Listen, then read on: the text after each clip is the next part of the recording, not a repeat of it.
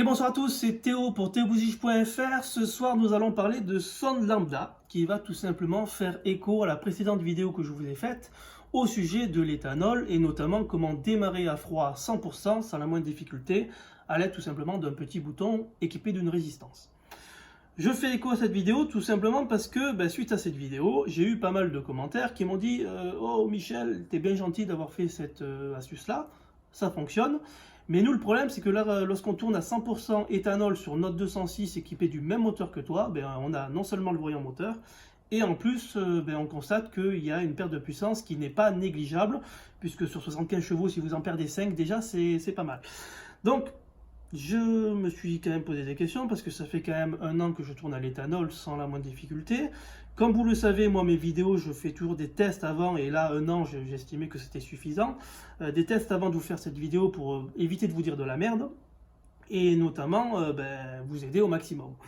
Donc là, ça me dérangeait un peu que certaines personnes aient des problèmes à l'éthanol, que moi je n'avais pas, sur le même moteur, sur la même voiture et sur la même année de fabrication. Alors là, je me suis dit, il y a un couac. Ce couac, en fait, je l'ai rapidement décelé. C'est elle que je bidouille depuis le début de la vidéo. C'est tout simplement la sonde lambda. Pour ceux qui ne savent pas, la sonde lambda, c'est tout simplement le système de dépollution qui était déjà mis en place à l'époque sur la 206 ou sur le moteur en général TU, qui permettait du coup de rentrer dans les normes Euro 3 de l'époque et du coup de calculer le mélange air-carburant optimal tout en rejetant le moins possible dans l'atmosphère. Du coup, cette sonde lambda, elle est importante parce que elle peut vous faire un peu n'importe quoi sur le moteur. Et moi, c'était mon cas. C'est-à-dire que ma sonde lambda était morte. Et qui dit morte, normalement, quand elle est morte, vous avez une remontée de diag et un voyant moteur qui s'affiche au tableau de bord. Mais moi, dans mon cas, en fait, elle était tellement morte que elle ne retournait plus rien. Et du coup, le calculateur, ne recevant plus rien de la sonde, plus d'ordre, ce qu'il faisait, c'est que il appliquait le réglage prédéfini pour ce cas de panne. Il enrichissait au maximum le mélange, puisque en fait, on part du principe qu'il vaut mieux enrichir un moteur de trop que le rendre trop pauvre, parce que quand on a un mélange trop pauvre, on risque de casser des bougies, on risque d'endommager la bobine d'allumage, etc. Donc, moi, c'est pour ça que je n'avais pas de voyant moteur, pas de problème à l'accélération, parce que en fait, celle-là, elle était morte. Mais du coup, lorsque j'ai changé ma sonde lambda, j'ai eu le même problème que vous, c'est-à-dire que j'ai eu de suite un voyant moteur, enfin dans les kilomètres qui ont suivi, j'ai remarqué que la voiture tirait moins, etc. Donc à ce moment-là, je me suis dit, bon, merde, c'est quand même bizarre. Entre-temps, j'ai contacté d'autres personnes. Vous allez avoir tout simplement le lien de cette personne qui m'a grandement aidé pour vous faire cette vidéo-là, au sujet de cette sonde lambda.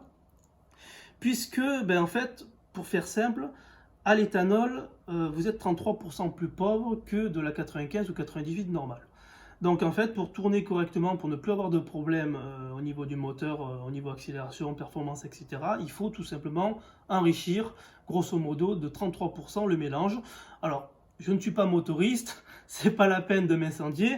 Moi, je vous fais ça simple. Voilà, je rentre pas dans les détails, c'est grosso modo ça.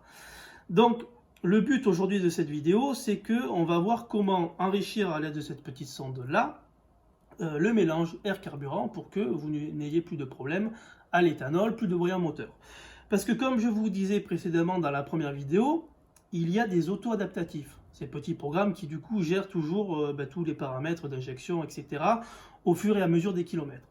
Ce que j'avais oublié de préciser, c'est que ces auto-adaptatifs sont lents, puisqu'ils s'adaptent au fur et à mesure des kilomètres. Donc, surtout, ce qu'il ne fallait pas faire, ce que j'ai oublié de préciser dans la première vidéo, c'est de vider son plein de 95 ou 98 et de refaire le plein à 100% éthanol du jour au lendemain. Parce que suite à ça, en fait, vous allez avoir pas mal de problèmes parce que les auto-adaptatifs, justement, ne seront pas adaptés à ce mélange-là. Et du coup, vous allez avoir un calculateur qui va partir dans tous les sens et des programmes qui vont plus du tout gérer quoi que ce soit. Donc, quand vous passez à l'éthanol, je tiens à le préciser aujourd'hui, ce soir dans cette vidéo, faites-le petit à petit. Ça veut dire que vous faites d'abord 10% par 10%, ça veut dire que vous allez vider de 10% votre plein, vous allez le remplir d'éthanol. Après, vous allez le revider De 10%, vous allez le remplir de 20, etc., etc. Une fois que vous êtes à 100% éthanol, eh bien du coup, voilà, on va parler de ça. Parce que, en fait, celle-là gère, comme je vous disais précédemment, le mélange air-carburant.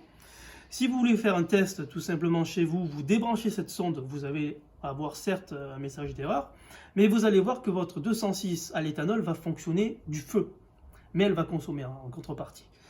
Donc c'est bien elle la fautive. Elle a, on va dire, une tolérance maxi qui ne permet pas en fait de tourner à 100% éthanol d'origine.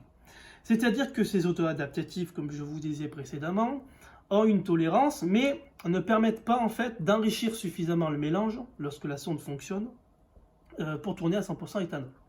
Chose que je vous disais dans la première vidéo, puisque moi en fait ma sonde était morte et du coup je ne le savais pas. Donc je m'étais dit, bon, les auto-adaptatifs font le travail et vont enrichir ce qui manque de 33%, du coup le mélange, ce qui manque avec l'éthanol.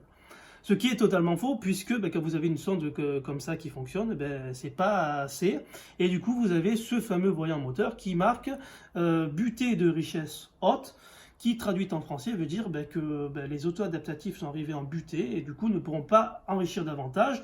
Du coup, l'ordinateur de bord vous retourne une erreur, vous dit « Oh Michel, t'as mis quoi comme carburant? Je suis arrivé en butée, je ne peux pas enrichir davantage, donc tu vas tourner trop pauvre et ton moteur ne va pas fonctionner de manière optimale. » C'est pour ça que j'ai contacté un YouTuber également qui travaillait depuis un petit moment sur les questions d'éthanol et comment bidouiller sa voiture à moindre coût pour tourner à 100% éthanol sans passer par la reprog ni le boîtier flex fuel. Et du coup, il m'a donné une petite astuce que j'ai testée sur la 206 avant évidemment de vous faire cette vidéo, qui va consister en fait, comme c'est le cas sur le bouton, à faire croire au calculateur qu'il y a une situation particulière. On va, à l'aide de résistance, tromper le signal qui va retourner au calculateur sur cette sonde lambda. Il fallait du coup trouver des valeurs de résistance qui n'enrichissent pas trop le mélange pour ne pas trop consommer et surtout pas consommer pour rien. Il fallait juste enrichir ce qu'il fallait pour tourner à l'éthanol 100%. Et là, on n'aura plus de problème ni de voyant moteur, ni de fonctionnement moteur, puisqu'on va restaurer les performances à l'éthanol. Du coup, ce que moi j'ai fait, vous allez le voir dans la suite de la vidéo, c'est que je ne voulais pas bidouiller mon faisceau d'origine. J'ai juste fait une petite rallonge de 5 cm sur le faisceau d'origine, avec une prise mâle, une prise femelle, qui va du coup s'interposer entre le faisceau d'origine de la sonde et l'arrivée du faisceau.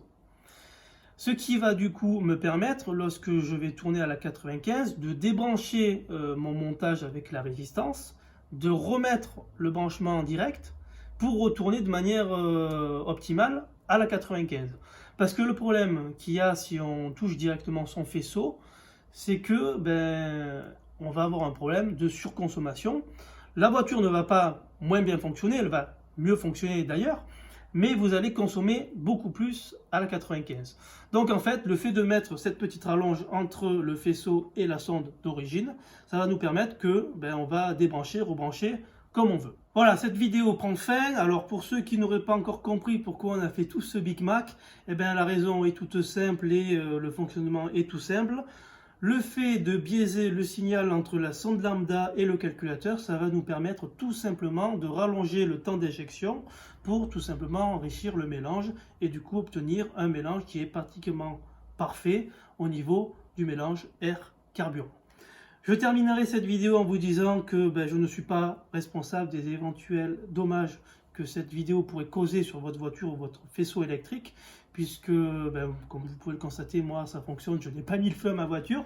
Mais bon, il arrive que suite à une mauvaise compréhension ou un mauvais montage, une mauvaise soudure, il puisse y arriver des éventuels dommages. Donc je tenais à vous dire que je ne suis pas responsable de ça. Pour ceux qui auraient des questions ou des problèmes ou qui voudraient faire tout simplement partager leur retour d'expérience, n'hésitez pas à le faire au bas de cette vidéo dans les commentaires ou tout simplement sur l'article du blog. Sur ce, je vous laisse et je vous souhaite une bonne fin de soirée.